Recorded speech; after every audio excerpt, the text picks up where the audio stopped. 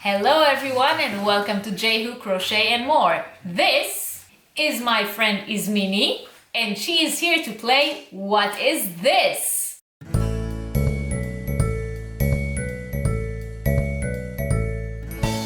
So if you haven't watched the previous episode of What Is This? We are going to play a guessing game. I'm going to show Ismene items from the world of fiber arts and she's going to have to guess what is it and how is it called. And Ismene, who is a total clueless in the fiber arts, are you? As with everything else.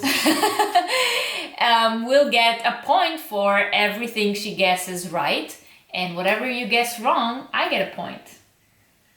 So we invite all of you to grab your friends and family who are clueless in the world of fiber arts and play together with us. Should we begin? I suppose we shall. You don't seem very excited about this. Okay. It's just stage fright. So this is the first item. Remember, you have to guess what is it and or what does it do and what is it called. Okay. Oh my god.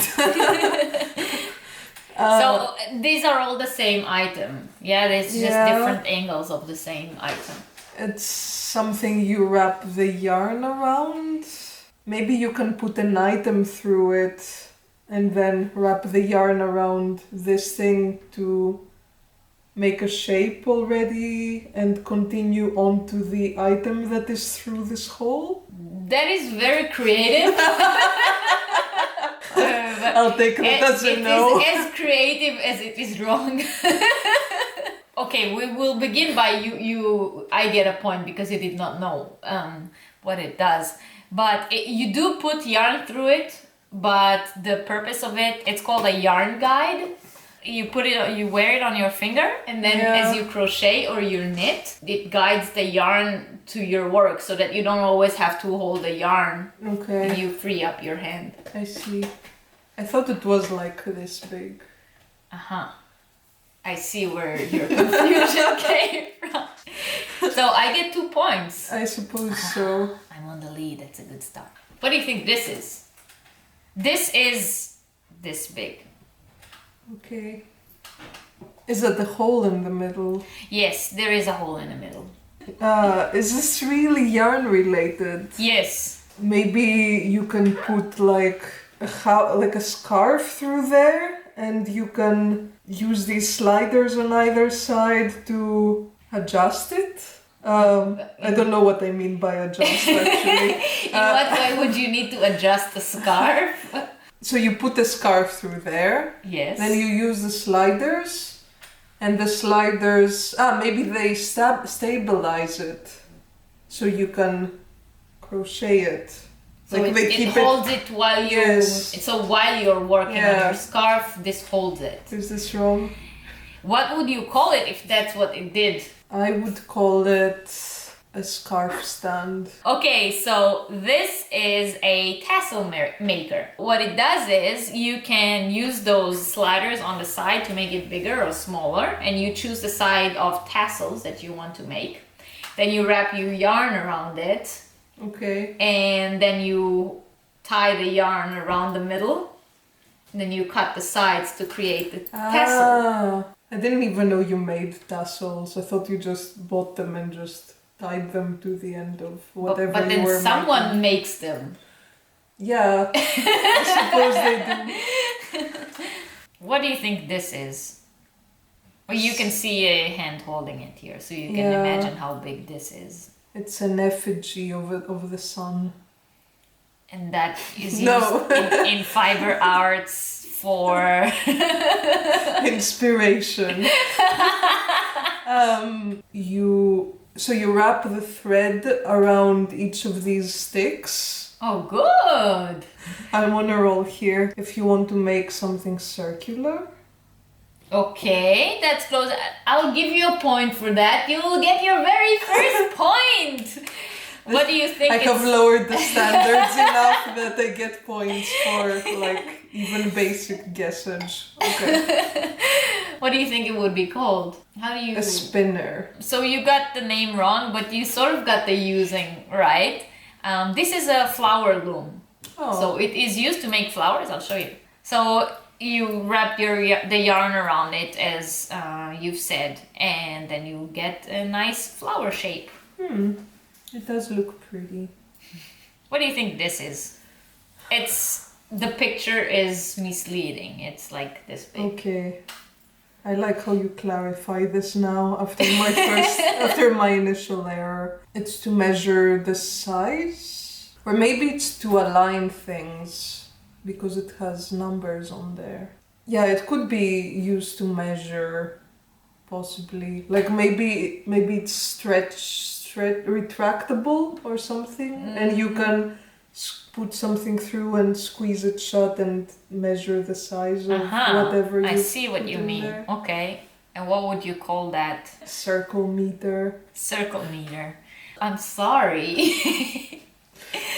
This is you're not. This is a stitch counter. Okay. So you use it to keep count on your stitches or your rows. Those are rings that you can turn around, and then you can see always the number where you're at.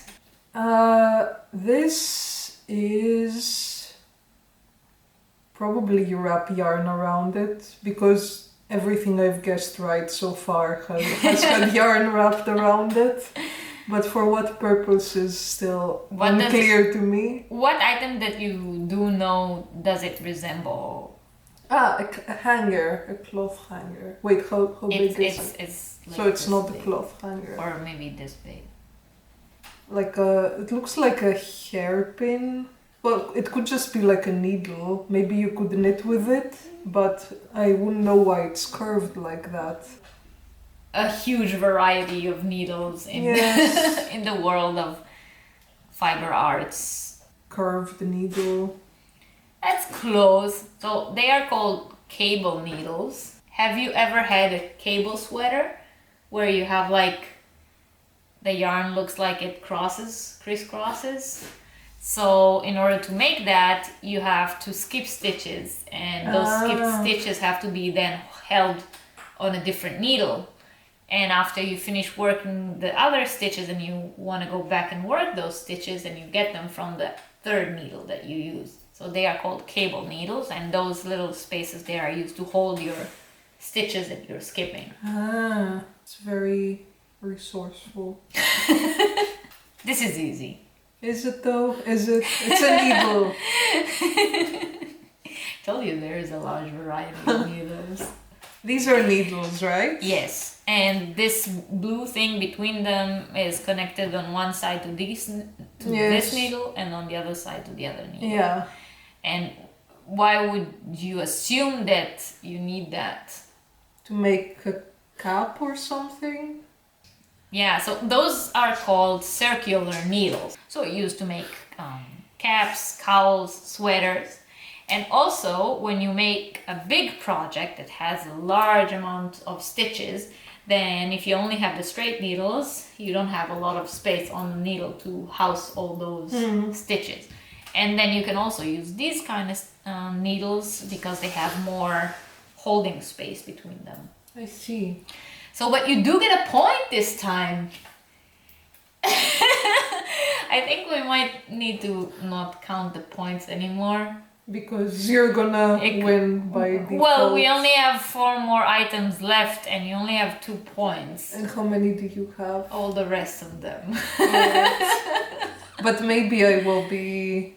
Maybe you'll surprise us. Yeah. Okay. Let's see. I doubt it though. It's a brush. No.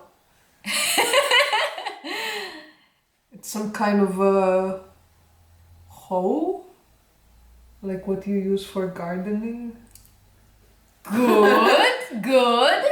What would that be used for in our fiber arts world? Maybe if you have wool that's all tangled up, you can use this to untangle it. Oh my god, that would be magical if that was true. If there was some kind of thing, some kind of object that did that. There you go. This is my contribution to the knitting world. I mean, if there's someone out there who can develop this kind of product, like something that you use to untangle your yarn, They will make millions. Millions.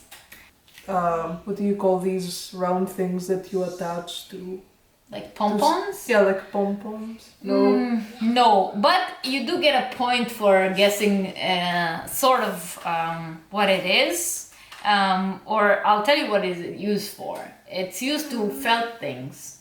Slippers, or just if you make different dolls, or what we called amigurumi, and you want them to look felted. I see. So after they're done, you can use this and felt the yarn.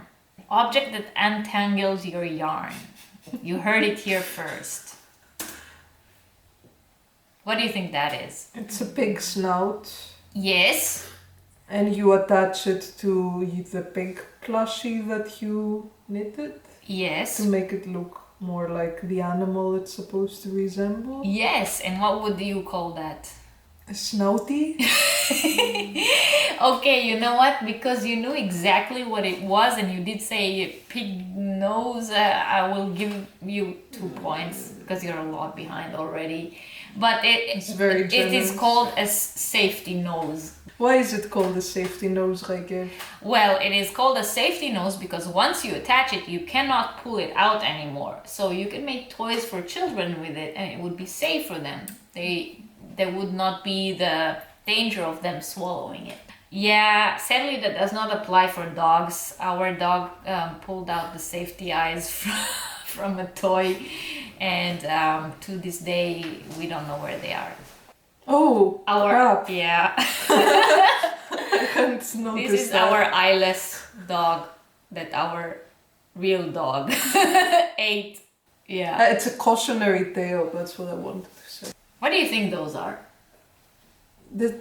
Are they all the same? Yes, they are all the same, Okay. different colors. Pocket knives, but more like a scissor variant, so maybe they're just scissors. They are, what would you call them? But look at the way they are made. They don't really look a lot like scissors, do they? Well, maybe because you can put the thread all the way down and then snip it. Exactly. So what would you call that?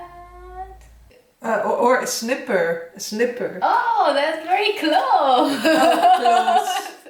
But no cigar. But yeah, they are called clippers. But it's the same. Okay. It's the same. I will give I'll you. take I'll, it. I'll give I'll you take that it. because they are. What they do is they are open. So when you put all you have to do to cut is just put the yarn through and press it down. So it's faster than scissors. They look like candy, but It's with knives. Yeah, it's like the new tripod. It's gonna be the new tripod craze with children swallowing them because they look colorful. It's terrible. You know what? Okay, let's do winner takes all. If you get this one right, then you win. Okay. It's a puzzle piece, obviously. No. Okay, but Wait, it's not a puzzle piece. I was joking. It's why are there needles next to it? aha. It's a cushion. It's a pin cushion. It's not a pin cushion. You put the pins. You stick the pins through it Yes. to make a shape, and then you can wrap your thread in the shape that. No. No, I don't know. What is it? Okay, so these are blocking blocks. A lot of times, Disintegrate. shawls, for example, can curl up in the edges and stuff like that, or sweaters. If you wash them the first time in the washing machine, then they kind of lose their shape or whatever. So what you do is after you finish the object, you wash it and then you block it. So you pin it on one of those blocking blocks and let it dry this way, and then it will keep its shape forever afterwards. I see. Okay, we get to do a bonus round now. So we didn't do this in the last episode, but I think Ismene deserves another chance to win this. Yeah, I need to regain my dignity. Definitely. So what we're going to do is we're going to play a bonus round where she will show me a picture from something that she knows everything about and I know nothing about. And then I will have to guess what it is and what is it called. I work for an educational institution, as you know, and I will show you two items whose provenance and purpose you need to guess. Oh, two items. Okay. Yeah. This is the first one. What do you think it does, and what do you think it's called? This looks like a balance exercise thing. Yeah, I don't know. Are they playing some kind of game with it? it looks that way, doesn't it? It looks like they are using the dice because it does have numbers on it, like a play dice. I think that in some way this is some kind of game that whoever is playing it needs to use their balance in order to roll the dice. Close. Well, they do use their balance to tilt the cube from left to right. As you can see, the cube is connected to a screen, and they have spelling exercises on there or math exercises. Oh, wow. And by tilting the cube, they can select a different answer. So it allows them to get some physical exercise as well as do some mental training exercises. Oh, that is very smart. And what do you think it's called? There is a hint on the picture. There's a hint on the picture. Emo jump, emo balance, emo cube. Emo cube. Wow! Yes! Nice. Okay. I don't think I will be regaining my dignity through this bonus round. Doesn't look that way. But let's see if the second item will redeem me. Okay. What is this? Oh, those are bees, obviously. They assume the shape of bees. But how are they educational? They teach kids about bees? bee anatomy. Really? No. They have little buttons on top of them. That they do. Ooh, are they like a mouse? Like a computer mouse? But then why are they shaped like bees? That is very disturbing. So you think they're like computer mice? Yeah, I think it looks like the buttons have little arrows on them. So I think that they are used to play some kind of game where you have to move a marker or something of the sort. And they are called the beehive. Yeah. It is something with bees.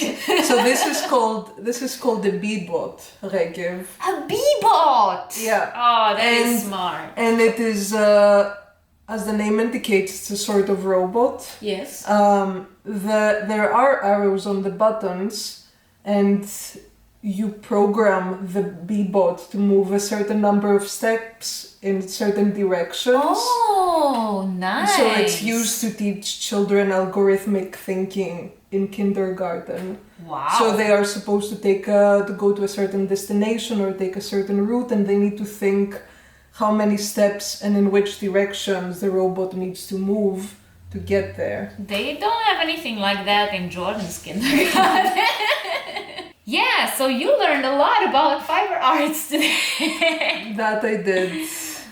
And we learned that you don't know anything about fiber arts. But you knew that before we filmed this video. Of course, otherwise I would not have offered you to take part in it. That's the whole point of the game.